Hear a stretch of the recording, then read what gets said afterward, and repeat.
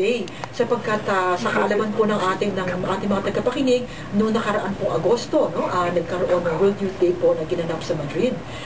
And kasabay po noong August 20 po ata yun, nag-organisa po ang Diocese ng Maynila, Archdiocese actually ng Maynila, na magkaroon ng overnight vigil, World Youth Day overnight vigil, para sagapin yung magiging talumpati po ng Santo Padre from the Cuatro Vientos Aerodrome in Madrid during the World Youth Day.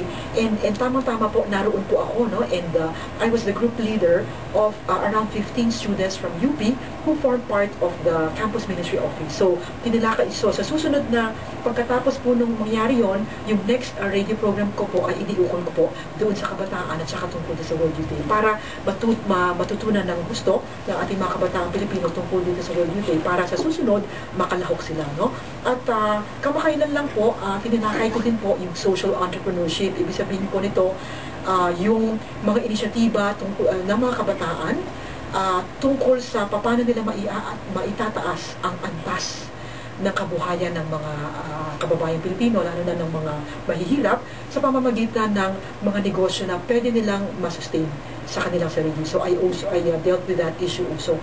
I think if I'm not mistaken, that was my most recent show, no?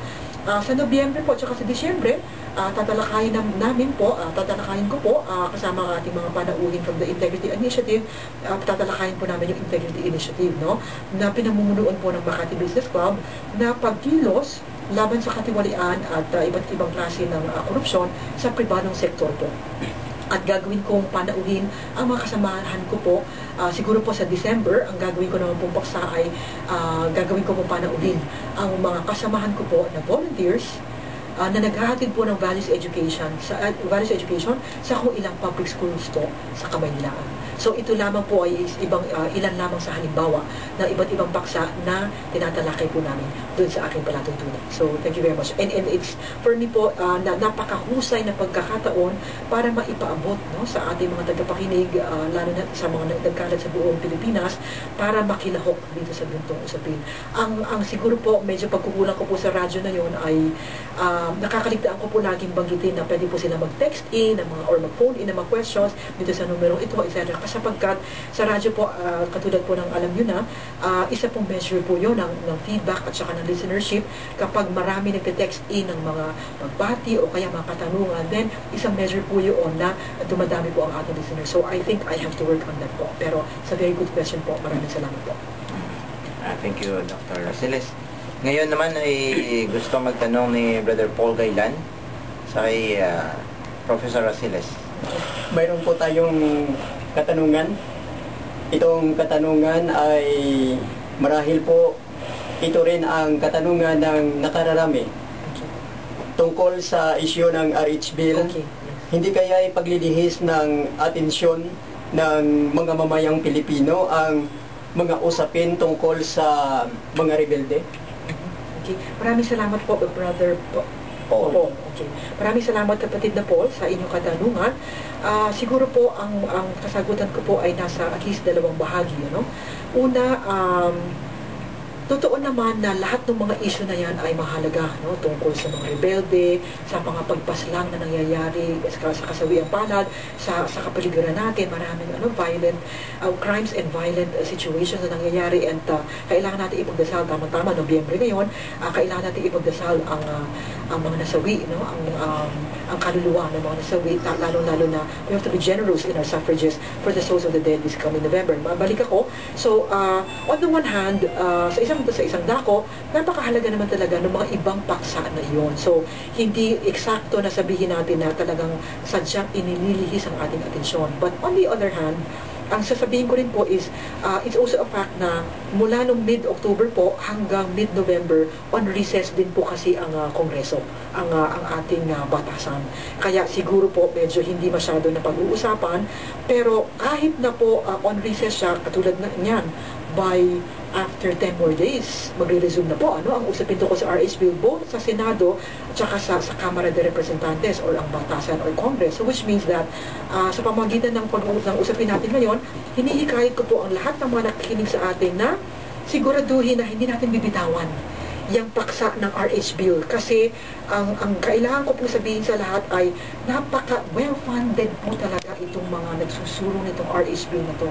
Samantalang tayo na nagtatanggol sa buhay at nagdedepensa sa buhay, tsaka sa buhay ng mag-asawa, tsaka buhay ng pamilya, we're just basing our efforts on our own personal funds and also on our own kakayahan. Ano? So, hinihikayat ko po kayong mga tagapakinig na wag po nating bibitawan itong issue ng RH Bill sapagkat alam natin, in fact, sa campus lamang ng UP Diliman, napaka-aktibo nila kahit on recess, ang Senado at saka ang Kongreso, lalo na sa paksang RH Bill, napakatindi nilang magsalita at magkaroon ng aktibidades tungkol sa RH Bill.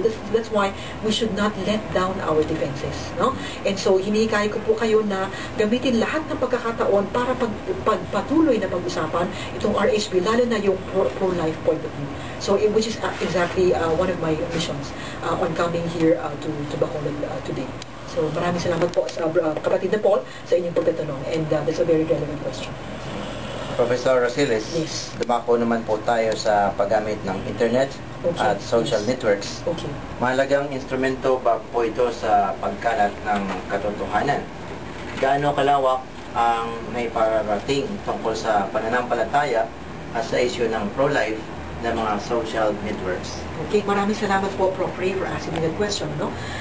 Mga kaibigan, malapit po itong paksang ito sa aking puso sapagkat mga halos higit na po ng 2 taon na itinuon ko rin po ang enerhiya ko at saka ang aking panahon sa tinatawag kong cyber apostolate.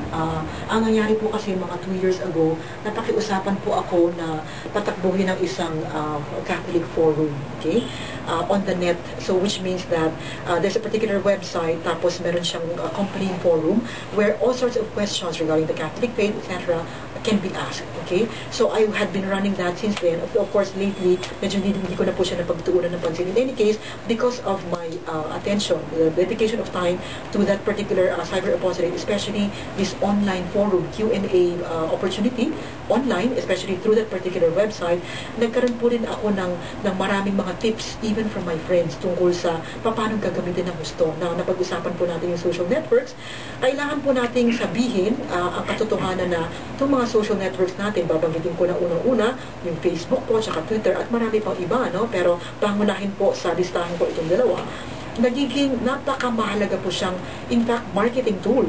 Masasabi po natin na ang mga kumpanya ngayon, alam nila na dyan po sila sa pamamagitan niya makakahanap ng mga bagong empleyado, makakapag-hire ng mga tao.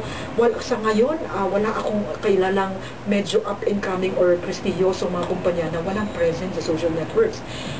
And sa katunayan nga po, ang batid ko po ay karamihan in fact ng mga newspapers, both online and those that don't have online presence, although walang malalaking dyaryo pa ngayon kasi na walang online website, ano? Karamihan ng mga online newsletters or newspapers, mas marami ang nakakakilala sa kanila dahil sa presence nila sa social networks. For example, you have a particular magazine or a newspaper na meron siyang presence sa Facebook at sa Twitter. Mas marami pa silang nahahatak na readers than through the normal, for example, advertising on the newspapers, etc. So those are facts po, ano, and those are some of the info that I've learned precisely because of the cyber apostolate that I've been doing. Now, dumako naman po tayo sa interes ng simbahan dito, no?